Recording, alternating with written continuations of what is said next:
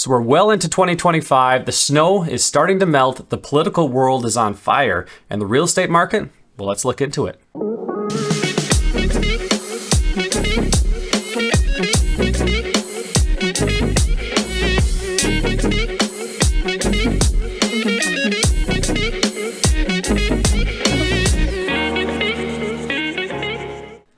So as I mentioned, we're going to look into the local real estate market and see what's going on. How are things reacting to the current environment? We're going to start by looking at the stats for the month of February, 4 simple stats that we'll go through to give you an overall picture of the market of here in Belleville and Trenton area. And then we're going to look a little bit into what's happening outside of things. Obviously, we know politics. Things are going crazy. How is that affecting the real estate market? Stick around. That's really the key detail of what we're going to be looking at. Let's get to it. First, my name is Jeremy Tremblay. I'm a local realtor that works here in Belleville and the surrounding areas. If you don't know where that is, look at Toronto. Go east about an hour and a half on Highway 401, and that's where you'll find us. If you have any questions after this video, I'd love to hear from you. My information down below in the description. Send me an email, give me a call, give me a text. We can chat a little bit more about real estate. Let's get to it. So the first thing we're going to look at are the statistics. The first stat we're going to look at is called the months of inventory. This basically is if you take all the houses that are on the market and they keep selling at the same rate at what they have been selling, how long until we would run out of houses? And this is a stat that you often hear when there's a balanced market, a buyer or seller's market. This is what they're referring to. And if you look at what a seller's market is, generally between 0 and 3 months of inventory, whereas the balance is somewhere in that 3 to 5 range, and over 5 is often considered a buyer's market. So looking at this one right here for February and those stats, we can see that February has dropped a little bit down to 4.5 months of inventory, down from the highs in December, which is kind of when the market is at its quietest, when it reached 5.6 months of inventory. So we're back in that balanced range. And now you can also look at the previous rest of the year, should I say, and how much it has gone up. And so that's something to take into consideration. From there, we look at the average sale price. And everyone likes to know this, whether they're buying or selling.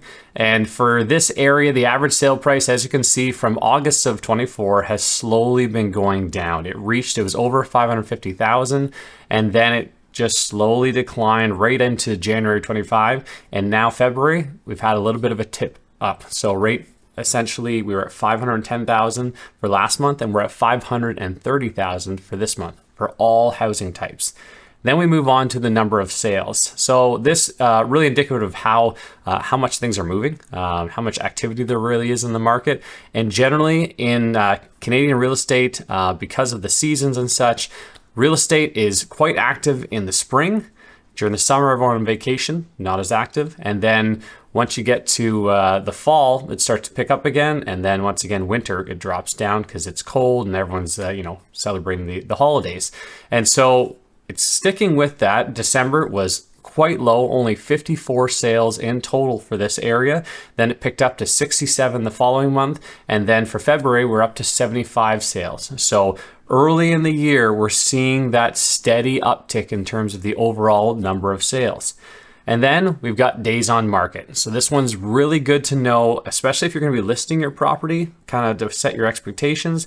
And then also when you're buying, it's a good thing to keep in mind because it lets you know whether you have to kind of have that rush mindset or whether you can kind of take your time. There's a caveat to all this that I'll talk about in a few minutes. But for now, if we look at this, I had mentioned in January how it had a big spike there, and we reached 60 days on market, which seems crazy, an average for 2 months to sell a home. But really what happened there, and it happened last year as well, is that all the homes that had been sitting throughout the winter started selling in that month. Meaning they had been sitting there and all the stats were kind of jumbled together of those homes that had been on the market for 100 days, 120 days or longer. And they were only rolled into that 1 month's worth of stats. We got out of the way, and as I suspected, things changed for this month. And we are down to 37 days on market on average between Belleville and Quinte West. So in my mind, that's a very healthy range that you're starting to see there. Gone are the days, as I said before, where houses are all selling within the week. Not that it doesn't happen, but is most definitely not the normal, and nor should it be. So looking at all those stats, it gives us a little bit of a kind of a bird's eye view of what's happening. But the real question is what's actually happening on the ground, and then also how are things going to be affected by all the kind of tumultuous political environment that we're dealing with right now. And so I can tell you firsthand, as a realtor that's working in this area, that things are definitely moving. Specifically, once the weather started to get that little bit warmer, we had 1 week near the end of February where things really warmed up, and a lot of people started coming out. A lot of buyers started coming out. Houses that had been sitting on the market for quite some time, suddenly they're getting showings, open houses, people were showing up. And so in general, the buyers are still there. And what I tell most people, if there's a house that's priced really well as per what the market's asking and the comparable properties, and then it's a really clean home, those homes are still selling. There are some where people are still trying to price them high. They're sitting a little while longer, kind of waiting for the right buyer to come along. And so overall, though, things have been picking up. Are they going crazy right now? No. We have a few homes where I'm still seeing some multiple offers happening, but it's not that they're selling way over asking. Sometimes they're selling right around asking price. The other thing to consider, though, is the fear of what's happening politically right now.